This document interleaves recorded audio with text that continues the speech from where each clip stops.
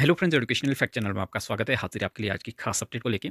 इस वीडियो में हम बात करने वाले हैं एचपीयू से जो कैंडिडेट प्राइवेट में एमए करना चाहते हैं, तो उनके लिए काफ़ी इंपॉर्टेंट ये अपडेट रहने वाला है। सबसे पहले तो बता दूं कि एलिजिबल कौन कैंडिडेट है एचपीयू से डायरेक्ट प्राइवेट एमए करने के लिए, जिसमें कि आपको ना कोई एडमिशन लेनी होती है, ना कुछ करना होता है, बस एक आरएमए फॉर्म फिलअप करना होता है। उसके बाद जब आपके एग्जामिनेशन फॉर्म निकलते हैं, एग्जामिनेशन फॉर्म आपको फिलअप करना होता है। 1000 रुपये आपका फीस लगता है और चारों से एमए आपको इस तरह से करना होता है और 2 साल में आपकी एमए हो जाती है। सिंपली ना ही कोई असाइनमेंट बनानी है, ना ही कुछ करना है। इसके लिए जो एलिजिबल होते हैं वो आपकी फीमेल कैंडिडेट्स सभी होंगे, लेकिन जो बॉयज़ में आपका कैटेगरी के जो कैंडिडेट्स हैं वो आपके एलिजिबल रहते हैं और जो आपके जनरल यूआर के हैं वो एलिजिबल इसके लिए नहीं रहते हैं। बाकी डबल एमए वाले भी एलिजिबल है, तो बाकी आप एलिजिबिलिटी इसमें चेक कर सकते हैं अपनी। तो ये थी आपकी एलिजिबिलिटी। मोस्टली जो गर्ल्स हैं और जो कैटेगरी के एस सी के जो कैंडिडेट्स हैं वो इसमें ईजिली जो है अपनी एमए कर सकते हैं, तो ये काफ़ी बेनिफिशियल है। एक टोल से अगर आप करते हैं या इग्नो से करते हैं तो ये आपके लिए काफ़ी महंगी भी पड़ जाती है और उसमें असाइनमेंट वगैरह भी बनानी पड़ती है, एडमिशन लेनी पड़ती है, बहुत सारा प्रोसीजर जो है वो रहता है। तो ये काफ़ी अच्छा जो अल्टरनेट है अगर आप एमए करना चाहते हैं तो तो इसके लिए आपको करना ये होता है कि सबसे पहले आपको आरएमवी फॉर्म जो है वो फिलअप करना होता है। फिर उसके बाद जो आपका आरएमवी फॉर्म है वो अप्रूव होता है एचपीयू से, और जब वो अप्रूव होगा उसके बाद आपके एग्जामिनेशन फॉर्म निकलते हैं, वो आपको फिलअप करने होते हैं। यानी कि अगर आप आरएमवी फॉर्म फिलअप नहीं करेंगे तो आप एग्जामिनेशन फॉर्म जो है वो फिल नहीं कर पाएंगे। तो ये एक मेन जो प्रोसेस है ये आपको करना पड़ेगा। तो किस तरह से आप आरएमवी फॉर्म जो है वो फिलअप कर पाएंगे, तो इस वीडियो में हम आपको ये पूरा प्रोसेस जो है वो बताएंगे। तो सबसे पहले आपने क्रोम ब्राउज़र को ओपन करना है, आपने सर्च करना है HPURME। जैसे ही आप इसको सर्च करेंगे आपके सामने इस तरह का इंटरफेस आ जाएगा। सबसे पहली ऑप्शन पे आपको रजिस्ट्रेशन HPURME पोर्टल नज़र आ जाएगा, इस पे आपने क्लिक कर देना है। जैसे आप इस पर क्लिक करेंगे आपके सामने इस तरह का इंटरफेस आ जाएगा। यहाँ पे आपको जो है नज़र आ जाएगी बहुत सारी ऑप्शन जो है वो आपको यहाँ पे दिख जाएगी। आप अपना जो फॉर्म है वो आपका कंप्यूटर में भी भर सकते हैं, घर बैठे जो है फ़ोन से भी आप इजीली अपना फॉर्म पूरा भर सकते हैं।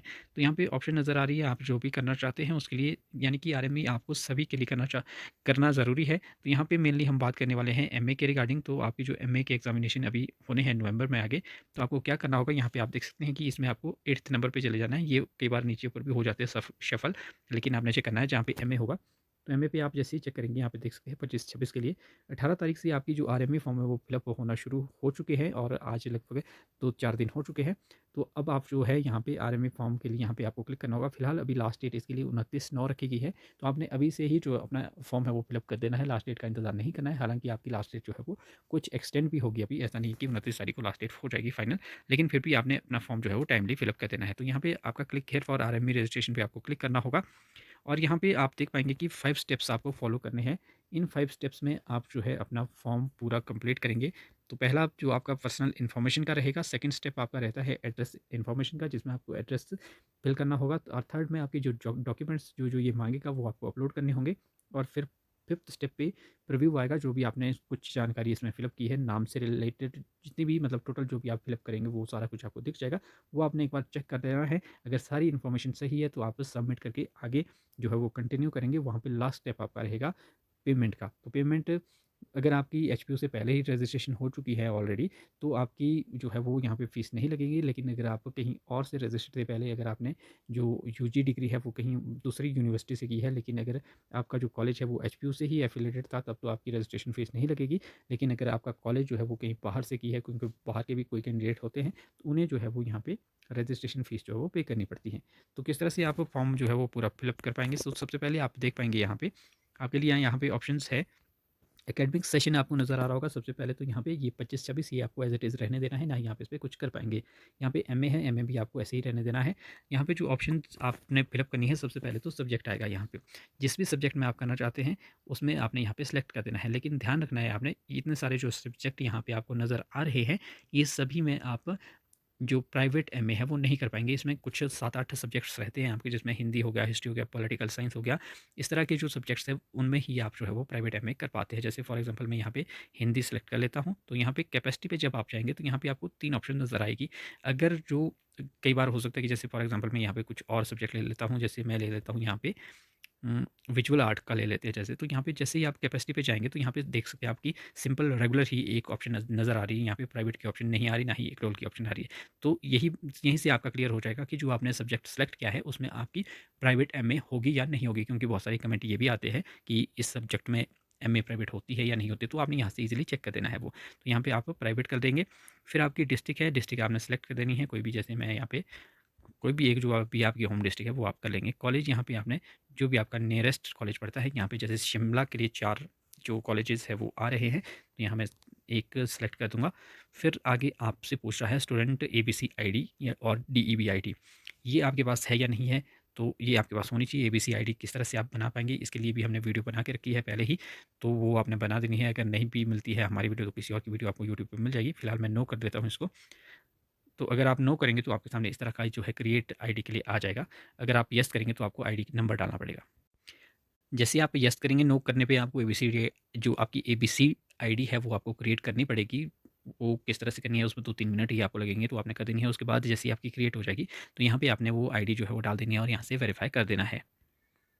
फिर जैसे ही नीचे फॉर्म आएगा आपको, तो नीचे आपको 10th की मार्कशीट जो आपकी है उसके हिसाब से अपना नाम जो है वो करेक्टली आपको फिल करना है। हिंदी में भी करना है और इंग्लिश में भी आपको दोनों में करना है। मदर नेम भी दोनों लैंग्वेजेज़ में करना है, फादर नेम भी। फिर डेट ऑफ बर्थ आपकी फिल हो जाएगी यहाँ पे।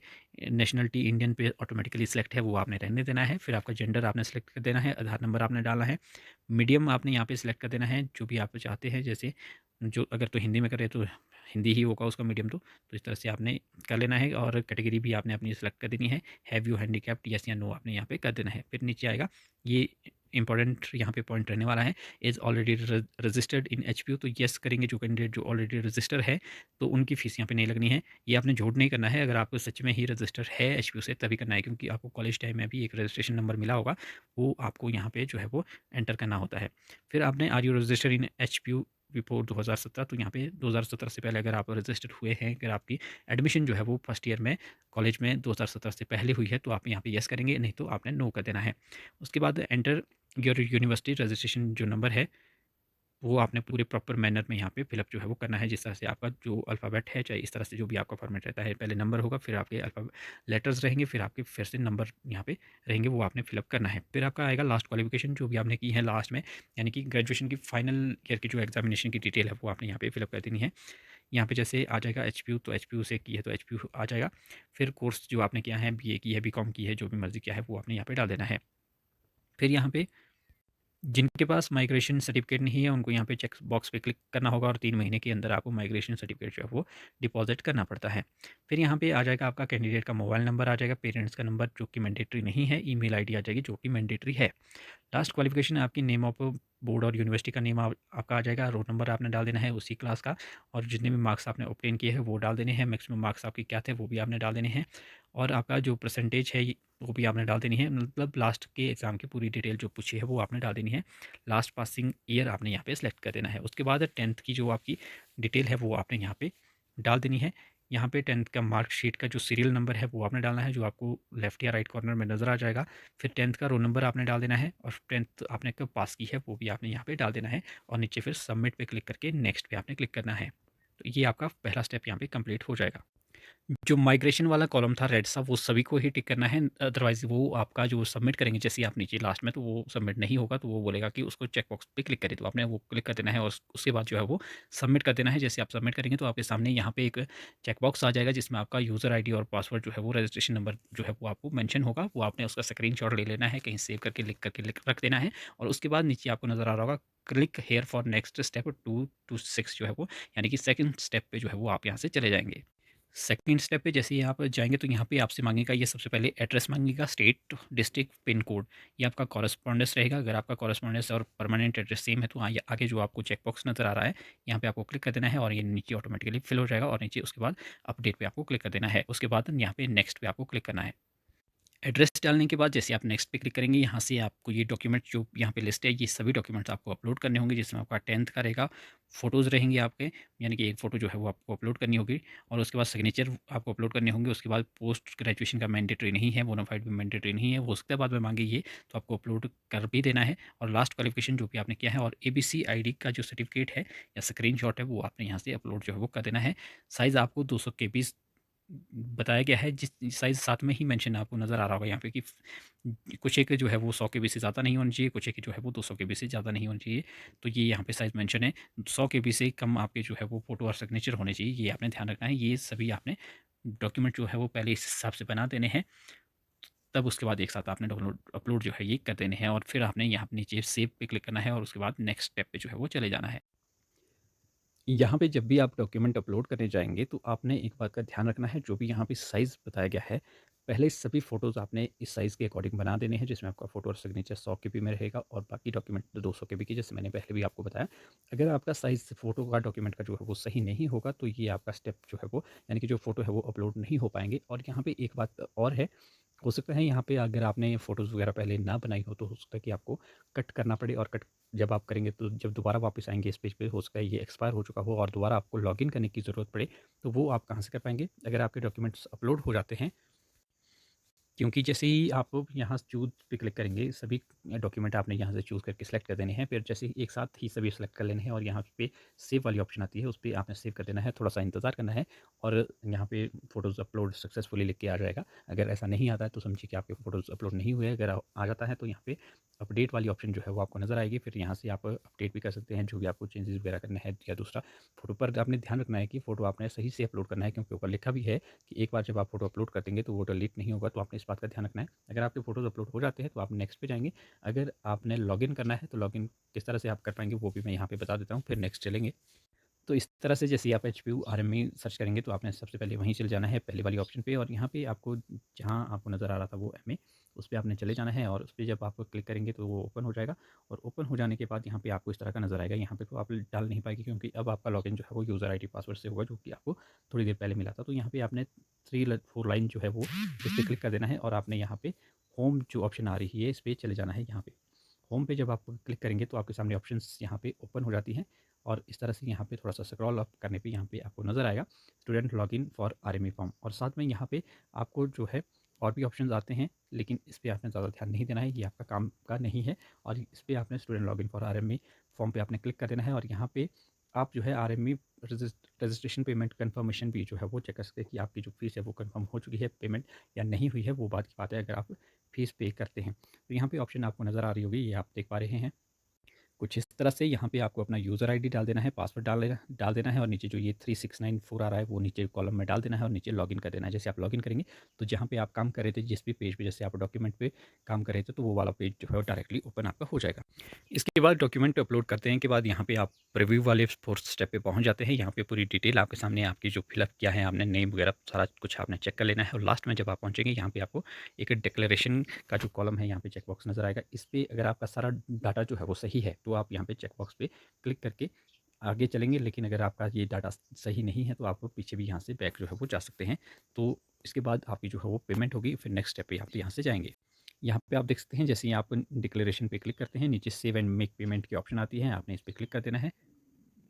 अब यहाँ पे जैसे कि आप ऑलरेडी रजिस्टर हैं, तो यहाँ पे आपको डायरेक्टली जो है वो ये इस तरह से आपका एप्लीकेशन फॉर्म यहाँ पे प्रिंट करने के लिए दे देगा। लेकिन अगर आपकी पहले रजिस्ट्रेशन नहीं हुई है एचपी में, तो आपको फ़ीस जो है वो पे करनी पड़ेगी। 300-400 रुपए जितनी भी फ़ीस रहेगी वो आपको पे करनी होगी, वो आप ऑनलाइन माध्यम से जो है वो कर सकते हैं।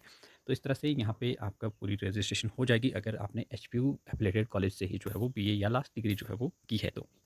अब एप्लीकेशन फॉर्म पे क्लिक करके आप इस तरह से इसको डाउनलोड कर सकते हैं, और जब आप पीडीएफ को ओपन करेंगे तो यहाँ पे आपको पीडीएफ कुछ इस तरह से नज़र आएगी, जहाँ पे आपकी पूरी डिटेल जो है वो आपको शो करेगा। ये फिर ये जाएगा आपका एचपी में अप्रूवल के लिए। अब अप्रूवल के लिए अगर आप अप्रूवल जल्दी चाहते हैं तो आप अपनी इसकी हार्ड कॉपी जो है वो प्रिंट करके, और जितने भी डॉक्यूमेंट आपने इसमें अपलोड किए हैं वो आप अपलोड करके इसको एचपी पे है जो हार्ड कॉपी इसकी भेज सकते हैं, जिससे कि आपकी जो आपका क्या कहते हैं उसको अप्रूवल है जो जल्दी हो जाती हैं। और इसका अप्रूवल भी आप चेक कर सकते हैं, इसके लिए अलग से ऑप्शंस आती हैं, वो अलग वीडियो में आपको बताएंगे। अगर आपकी जो अप्रूवल है वो जल्दी नहीं होती है, लगभग इसमें 10-15 दिन तो लगे जाते हैं, 10-15 दिन के बाद ही जो है वो अप्रूव होती हैं। फिलहाल आपको अप्रूव तब तक चाहिए जब तक आपके एग्जामिनेशन फॉर्म जो है वो नहीं निकल जाते हैं। अगर तब तक आपके अप्रूव नहीं होते तो उस टाइम भी हम आपको बताएंगे कि आपको क्या कुछ कैसे करना है।